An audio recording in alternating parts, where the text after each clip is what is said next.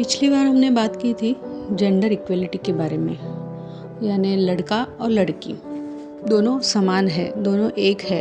ये सोच समाज में सबने एक्सेप्ट करने की बहुत बहुत ज़्यादा ज़रूरत है।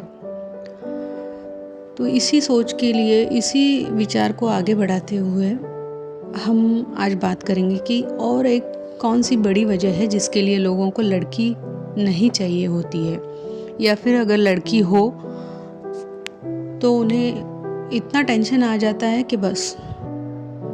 और वो सबसे बड़ी वजह है डाउरी, दहेज। Welcome to my channel the peace flow. Bharat, Pakistan, Nepal, Kenya ऐसे अनेक देशों में दहेज लेना और देना दोनों ही कानूनी तौर पर अपराध है। 1961 दहेज विरोधी कानून के अनुसार अगर आप दहेज लेते या देते हो तो आपको 5 साल तक की सज़ा हो सकती है, या फिर कम से कम 15,000 या जो भी आपकी दहेज की रकम है उतना जुर्माना आपको पे करना पड़ सकता है। ये कानून तो बना है, किसके लिए बना है? समाज के लिए ना, हमारे लिए। लेकिन कई लोग हैं जिन्हें तो ये पता ही नहीं है, और जिन्हें पता है वो तो ऐसे इग्नोर करते हैं कि उनका इससे कुछ लेना देना ही नहीं है। पर आज हमारे समाज में ये एक बहुत बड़ी वजह है जिस वजह से लड़कियों को न होने देना या लड़कियां नहीं चाहिए होती है फैमिली में। तो ऐसी कुछ चीज़ें हैं, ये जो बातें हैं इन्हें हमें फॉलो करना चाहिए, समाज में इसकी जागरूकता लानी चाहिए। अच्छा, आपको पता है कुछ ऐसे भी जातियां हैं, ट्राइब्स हैं जिनमें लड़के लड़की वालों को दहेज देते हैं या कुछ अमाउंट गिफ्ट देते हैं। हालांकि वो बहुत कम है, बट है। मुझे ना ऐसे लगता है जैसे कानून मतलब गवर्नमेंट ने दहेज बंद करने की जगह पे, जैसे निचली जातियों को कुछ सालों के लिए आफ्टर इंडिपेंडेंस रिजर्वेशन दिया था ना, वैसे रिजर्वेशन के तौर पर लड़कों को कंपलसरी दहेज देना शुरू करना चाहिए कि लड़के कंपलसरी दहेज पे करेंगे अगले 10 साल तक या 25 साल तक। तभी जाकर ये कहीं तो रुकेगा और लड़कियां पैदा होने का, लड़कियों का बर्थ रेट है वो जो बढ़ेगा। जोक्स अपार्ट,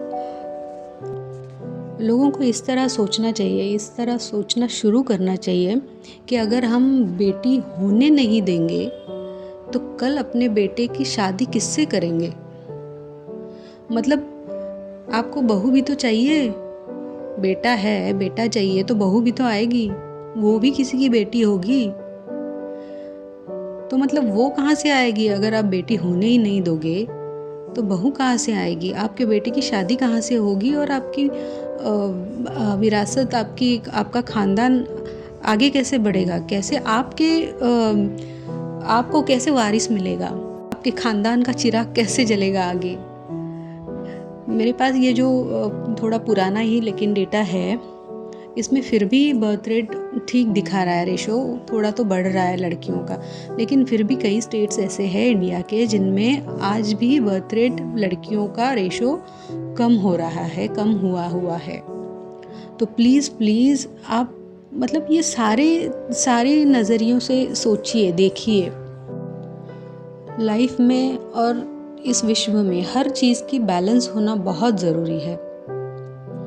कुदरत भी सब चीज़ें बैलेंस करके चलती है, हमें सब चीज़ें बैलेंस करके दी है। वो बैलेंस मेंटेन करना बहुत ज़रूरी है। इसीलिए हमारे पुराणों में भी कहा गया है, जो आप दोगे वही पाओगे। तो मतलब आप जो दोगे ज़माने को, कुदरत को, वही आपको रिटर्न मिलेगा। इसलिए थोड़ा सोच समझ के कदम उठाइए। हमारा समाज भी कैसा है ना, देवी देवताओं को इतना पूजता है, देवी का इतना सम्मान करता है। राधा कृष्ण में राधा का नाम पहले आता है, और फिर भी उसी समाज के लोग राधा को, देवी को तो मानते हैं लेकिन लड़की नहीं चाहते।